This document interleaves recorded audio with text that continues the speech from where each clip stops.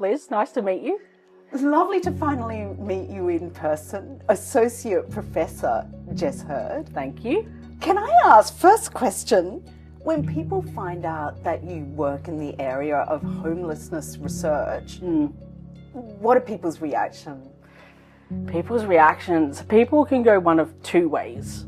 They can either go down the path of saying, oh, look, that must be really hard, which I guess in some way is some recognition of the lives that children and adolescents who are homeless have lived. Or they can go down a second path, which is it's all about drugs and alcohol.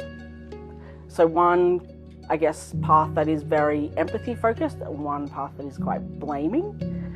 But I think anytime anyone asks me what I do, it's an opportunity to educate them about homelessness, because there are a lot of stereotypes out there that I think we need to keep breaking down as a society.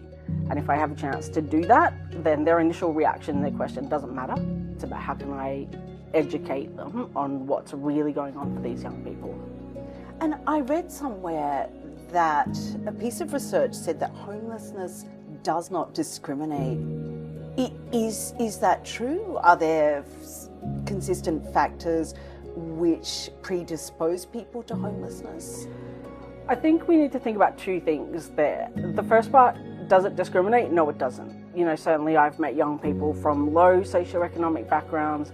I've met young people from middle class backgrounds. I've met young people from high class backgrounds, rural, regional, international, not international, Indigenous, not Indigenous, straight, not straight. It really doesn't matter in that sense. So no, it doesn't discriminate. And I think the important thing to think about or to recognise is that anyone can enter that, will become at risk of homelessness or enter homelessness at any point in their lifetime, right? It's just going to take a few bad circumstances in succession that can push people over the edge. We have high interest rates now, people under mortgage stress, rental stress, housing instability. Like, these are all things that can happen to anyone. So no, it doesn't discriminate. I would definitely agree with that. On the flip side, do we know risk factors or do we know what predicts homelessness? I think the evidence is less clear. What I would say to that is, particularly among young people who are homeless or who have experienced homelessness, we can, I guess, identify common things. So there might have been family conflict, there might have been child abuse, there might have been some sort of housing instability. And I think that's common. There are those common things for people, but I think more broadly, we need to do better at saying what are the factors in the environments that children and adolescents grow up in that might predispose them to risk of later homelessness. We don't know that as well. So lots of ongoing work there. Lots. And you've chosen to focus on adolescent homelessness in particular. I mean, you've just said there are so many different cohorts, groups of people who experience homelessness. Why adolescents in particular for you? Yeah, so I think for me it's children and adolescents. So that age range from 0 through to 25. Because the reality is we have infants, toddlers, children who are within homeless families. We have older children in that kind of 10 to 12 age range who there are a group of them who are homeless and unaccompanied, so they're without a parent or guardian. But then we also have the adolescents from 12 to 25 who may be on their own, maybe with a parent, maybe with a guardian, who are going through that. So why those two groups? Because these are the kids who are the future. And that probably sounds very cliche, but when we think about it, these are the children who are going to be the next adults. They're going to bear their own children, and the life cycle will continue. So, for me, these are children and young people who have a right to life. Homelessness disrupts that right, may lead to them dying prematurely, and I think we have a responsibility to do something about that as a society. So it's actually about looking at groups with a sense of hope, isn't it? Which groups can we look to the future for? Well, I think it's all children and young people we look to the future for. Yeah. So going back to that first question, homelessness doesn't discriminate. So we need to think about young people as children and young people as a whole. And that means saying, okay, well, like we were saying before, what's happening in children's environments, in their families, in their school, in their community, what's happening in all of those places that might increase risk for homelessness. And then on the flip side, for those children and young people who do experience homelessness, what can we do to ensure that their life chances aren't decreased? And yeah, there is a sense of hope there. I think we need to look at homelessness as being survivable. But children and young people can't do that by themselves. Yeah. So what system do we put around them that helps them thrive despite their homelessness experience? Yeah. So certainly systems, and also different therapeutical services, I guess. And I wanted to ask you about animal therapy that you've undertaken with adolescents. I'm really curious about that. Yeah. I feel like,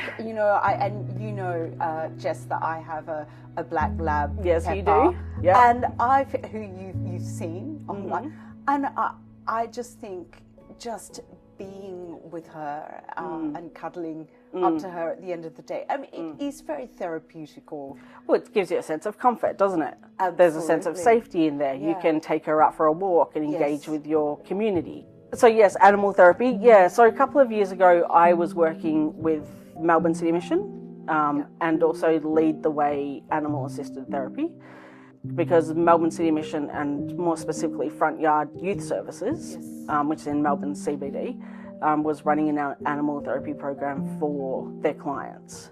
So that involved bringing 3 therapy dogs in at set times during the week, and just, number one, letting young people engage with the therapy dogs, so they were trained therapy dogs. But secondly, I guess teaching young people to engage with the dogs. It was almost twofold, the findings of that, in that there are many young people who, through their experience of homelessness, have left family pets behind. And so there's a sense of, I guess, reconnection for those young people to be able to pat a dog, to cuddle a dog, to sit with a dog who's trained to sit with them, right? So these are dogs who are highly trained at saying, okay, I feel like this person is a bit upset or a bit stressed, and those dogs are trained to sit with them. So there's that sense of comfort from the dog. There's, I guess, the de-stress, if you like, of engaging with the dog. But there's also an opportunity for young people to engage with each other through the dogs. So rather than young people accessing a service and just, I guess, coinciding alongside each other, one of the things we saw with this program was, I guess, peer-to-peer engagement. So young people, for example, training another young person on how to engage with the dog or how to do a particular trick with the dog. Yeah. Which, was a huge finding. Yeah, so it's social connection, building up community in a sense. Yeah. Fantastic. So if we talk about research, if someone has lived experience with homelessness, do you think that it makes it easier to conduct research in that area, or do you think it's more difficult? What are your thoughts there? I think what we're seeing, or what I've certainly seen over the last 20 years of working in research, is that engagement of lived experience is becoming more and more pertinent, and more common. So there are certainly some grant agencies now who will request lived experience be a part of a project. Really? Yeah. Which I think is a good thing. We see it a lot with mental health. We see it emerging in disability spaces. We definitely see it a lot in gender and sexual diversity. We see it less commonly with homelessness. I know multiple colleagues who have experience of homelessness, who may or may not be doing research in that space. But I think the thing, does it make it easier or not? Sometimes yes, sometimes no. Yeah. I think it's a double-edged sword, because anytime you ask someone to talk about their lived experience, they're likely to be talking about some sort of trauma and stress that they've experienced. Yes. And so that needs to be factored in. It's not just about self-care, it's about workplace care.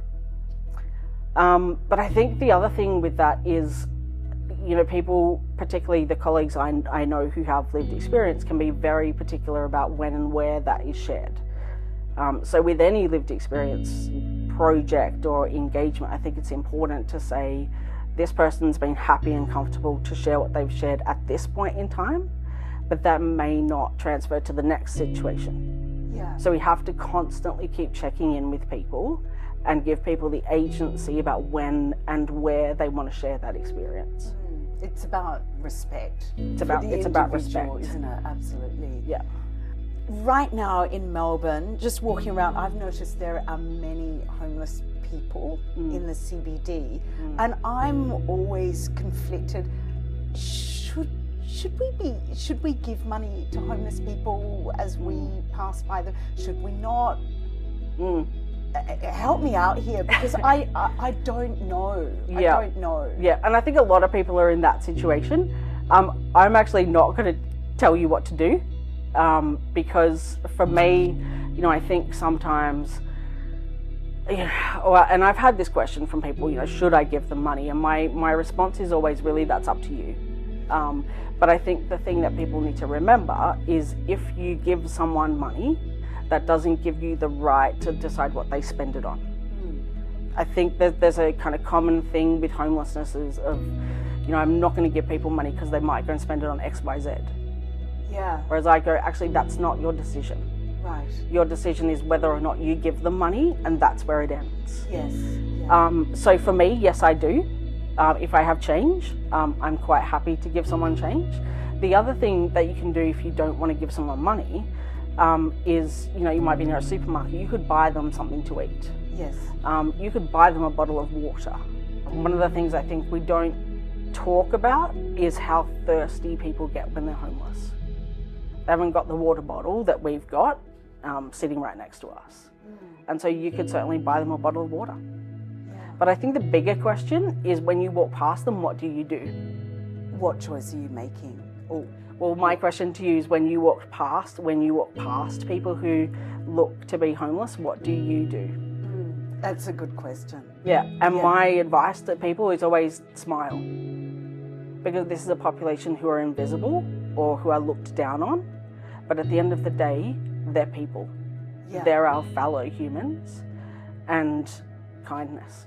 I like your comment about smile, because for many people, there's this sense of discomfort, isn't it? And discomfort, therefore, I'm actually going to pretend that I don't see that person, and I'm going to continue on with my shopping or going to the theatre or whatever it is. Yeah. Which increases that invisibility that people feel. It increases the shame that people feel about their situation. Yeah. You know, nobody asks to be homeless. No. You know, I've not met any child or adolescent who said, I wanted to do this. I wanted to be in this situation.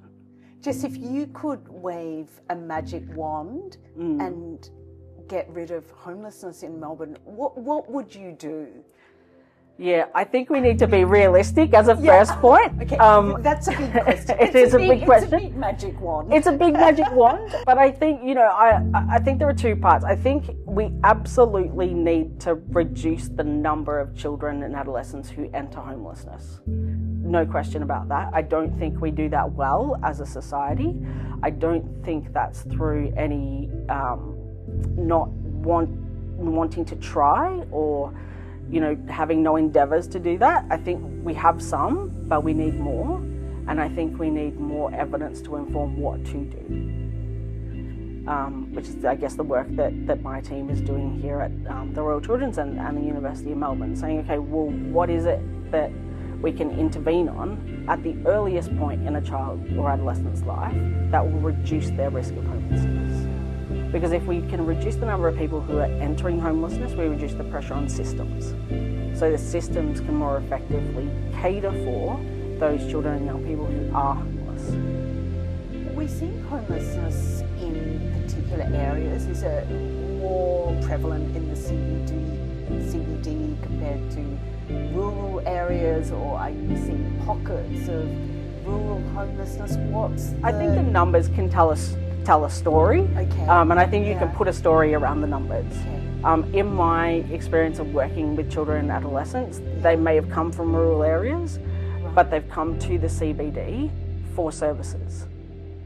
Or because, for example, you might have a young person who's come out as gender or sexual diverse in a rural community and isn't accepted in that community. So they may come to the CBD where they can find more acceptance, engage with peers who will, accept them, access services that are specific to their needs. So I think it's, like I said, we can put a story around numbers, but I think we really need to look at what's going on for young people, as well as keep an eye on numbers. What have you learned about people in your life, and also through conducting all of your years of research? Yeah, what have I learned? I think at the end of the day, everyone has a story. Yeah. Some people, and that's not necessarily a bad story. When I say everyone has a story, people have got good points, negative points, things they're happy with, things they're not. Everyone has a story of some sort. I think the thing that I come back to with that is just because someone has a story and they're willing to share part of it doesn't mean that we automatically have a right to know more. In working with people, you've got to build trust. You've got to, particularly with this group of young people who have been hurt by adults. You can't go into working with this group expecting that they're going to trust you and tell you everything about their life. So you have to put time and investment into that and not just see it as a right. I've got a quote that I'd like you to react to. I hope you can trust me with this. I trust you. It's a big piece of paper. Yes. So, it's a long one? Well, it's not that long. So the quote is, Jess, all journeys have secret destinations of which the traveller is unaware. Can I just get you to react to that quote, either personally or in terms of a life philosophy? What are your thoughts? Well, I think, the first thing it says to me is sometimes you just don't know what's coming. And it comes, it's a circle back to our first question around, does homelessness discriminate? Well, if we knew what was coming, then we probably wouldn't have homelessness, right? Because we could put steps or intervene in parts of our journey to make sure that didn't happen. What does it mean for me personally? I think, I didn't start out wanting to be an academic or work in homelessness research. But, there were, I guess, different points along the way where decisions had to be made, for me personally and what I wanted for my life. And some of those were really tough decisions. Which path do I want to take? Do I want to start going this way? Do I want to go that way? Do I, who do I want to connect with or not connect with? What do I want to do for me? Was a big one. And so I think, you can have this destination in mind that you want to get to and have that as a goal, but you have to make decisions along the way. You can't just expect that you're going to end up there because you want to. You have to work for it. And so talking about your life and wanting to work for things, I'm wondering, what are the values that you hold true to you as you navigate through your life? Are there? Have you thought much about values in life? I know we covered it off in the leadership. We did. But I think it's one thing to cover it off in theory. It's another thing to say what principles do I live my life by. So for me, I think the biggest thing is authenticity. I'm not gonna try and be something that I'm not. Take me as I am. You either like that or you don't. And if you don't, that's fine. But that doesn't mean that you disrespect someone because you don't like it. You just accept someone and you move on. So authenticity is a big one for me, but I think the biggest one is integrity. If I say that I'm going to do something, then I'm going to do that, and I'm not going to let someone down. I'm going to do what I can. So yeah, I think authenticity and integrity and just, basic respect for people. Associate Professor Jess Heerde, it's been a pleasure. Thank you so much for giving of your time. Thank you, Liz. Thank you. Thank you.